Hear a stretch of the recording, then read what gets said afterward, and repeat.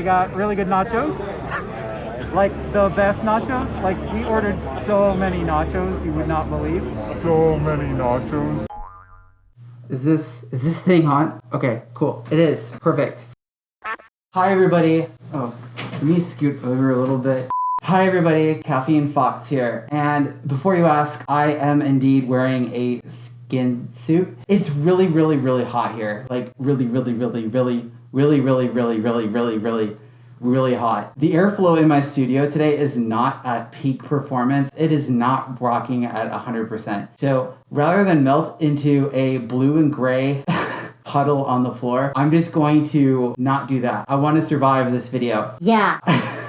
Survival of the fittest. That's not what today's video is about me sweating constantly. It's actually going to be a topic that's near and dear to my heart that I've seen other channels do, but I just haven't done myself. And that is my favorite furry conventions. I'm going to do this a little differently. Most of these lists usually have their favorite one as the last. I'm actually going to start off with my favorite furry convention. Now, I really haven't been to that many furry conventions geographically. Most of the cons I've been to are in the Midwest, so I don't really have a broad picture of all the cons yet. I'm going to at some point. But cons are expensive. And most of the conventions I've been to have been around the land of corn and dairy cows, with the exception of FWA. That was the first time I ever went to a con outside of the Midwest. But yes, first one is IFC, which stands for Indy Fur Con. That con actually takes place in, surprise, Indianapolis. This con's my favorite because it has the perfect amount of space to not feel boring and also not feel overwhelming at the same time. The size of the hotel is the right amount of space. So I usually end up running into some of my friends a lot easier at that convention than I do at other ones, especially like Anthrocon or MFF. Those cons are so huge. You can spend the entire convention knowing somebody's there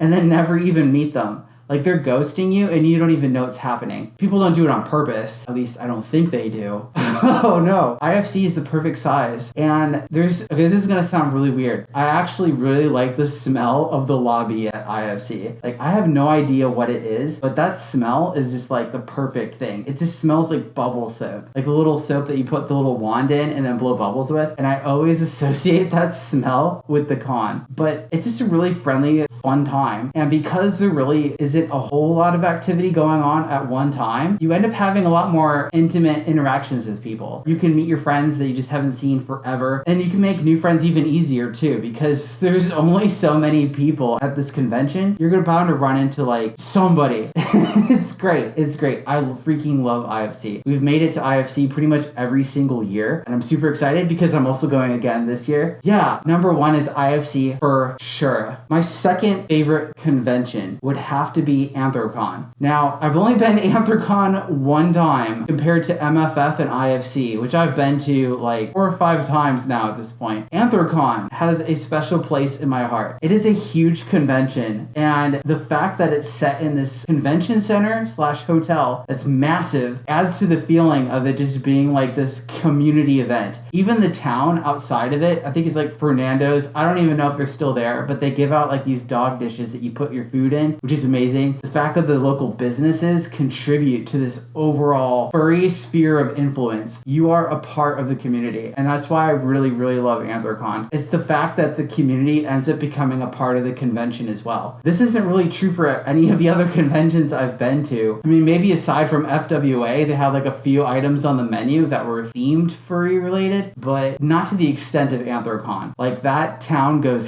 ham when it comes to furries. Anthrocon is definitely number 2 on my list. It would have been number 1, but it's still one of those conventions where it's so freaking huge that it's really hard to run into people. You have to kind of plan it. It hasn't quite gotten to the levels of MFF yet. MFF is just chaotic and crazy and special for its own right, but it doesn't quite have that feeling of camaraderie that I get from Anthrocon, and I'm starting to sweat profusely.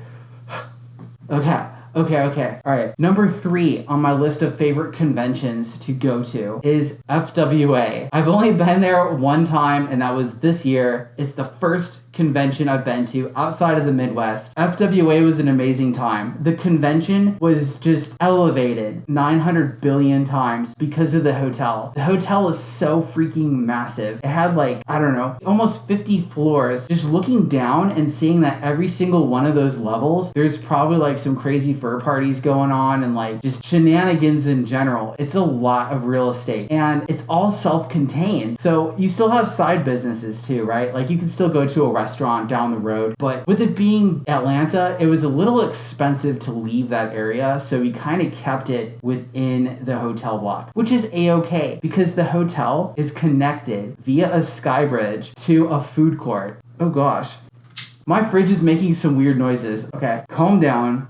I'm doing a con video right now. My fridge gets cranky. Everything in the hotel is connected via a sky bridge. So this mall with a food court is attached to the hotel. So you can stumble aimlessly, like after you've had a few Seagram's escapes, get some food. It's great. I love it. It would have been rated higher, but Atlanta is a really crazy city to get through. I've never feared getting into an accident as much as I have driving through that city. Also, I feel like the front part of the hotel is not quite suited for the amount of people that it was expecting. There were so many cars unloading fursuits in the front part of the lobby that it created this giant traffic jam of like 3 lanes of cars, all trying to get in, all trying to find their spot to offload their gear. And I don't know about you, but for me, whenever I take my stuff out of the car and get ready to bring it into the hotel, that takes a lot of time. So multiply that by like everybody else and you have a recipe for just like chaos, just parking chaos. Other than that though, it's a great hotel. Like there's multiple floors of convention below like the lobby. It's just huge. There's also a lot of escalators too, which is great if you're suiting because I have very bad vision. And when I'm wearing my fursuit head, I have even worse vision. So rather than fall down a bunch of stairs, I can just take the escalators. The next con on my list of favorite furry conventions I've been to is MFF. Yes, the classic MFF, Midwest Fur Fest, that happens in Chicago every December. It's an amazing time. I would have rated this con higher on my list, but I feel like the hotel is a little too small now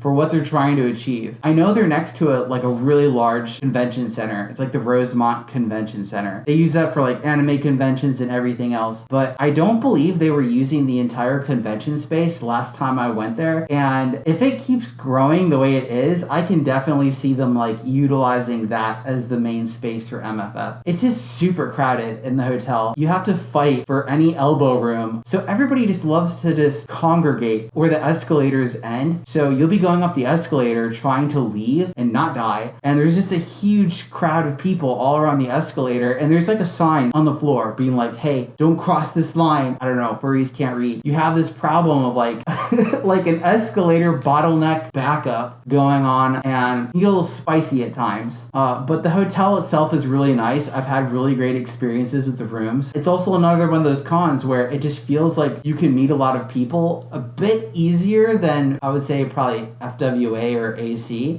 just because most of the people hang out outside the hotel. And that is also a reason why I like this con. The con is set Chicago in winter, so it has the perfect headless lounge set up for you. You just walk outside the hotel and bam, you're right there, and you get that nice cool breeze on your face. You're just not spending the entire convention sweating. I've only gone to the headless lounge like one time since I've been to MFF because you can just walk outside, and that's actually one of the perfect spots to meet people. They're usually outside. Yes, MFF, you're there. I'm sorry you're not quite up there on the list, but you're still a great con. Last on my list, I'm probably going to get some flack from this for the staff, because I'm also part of staff for it, is GFM or Gateway FurMeet. It's our convention that we have here in St. Louis every single springtime. This con has a special place in my heart because it was the first convention I've ever been to. I was only there for a year and then I'm on staff now. That's how much I like it. It would have been higher on the list, but the con keeps changing hotels, so I haven't really fully associated the con with one space just yet. I definitely feel like the con though could go higher because it's like IFC but not quite as large, so you still end up getting to meet everybody. Yes.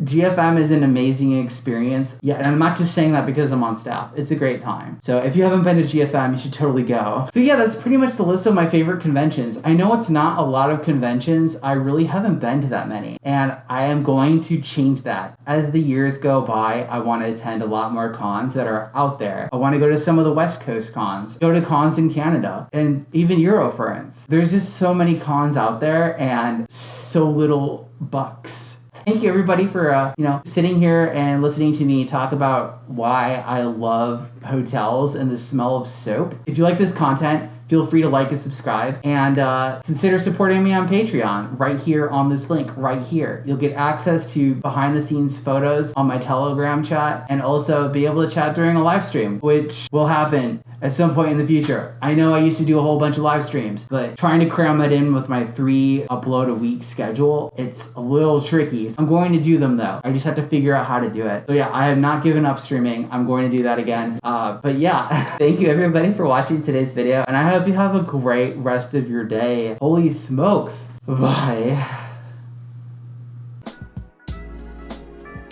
A special thanks to STL Motovlogs, Blueberry Husky, Chase Husky, Sparkle, Ashira Pony, Sylvie Cat, Moodle, DH, Apollo Bunny, Dynamo, Dexo, Amaranth Cantonine, and Cinderkitten.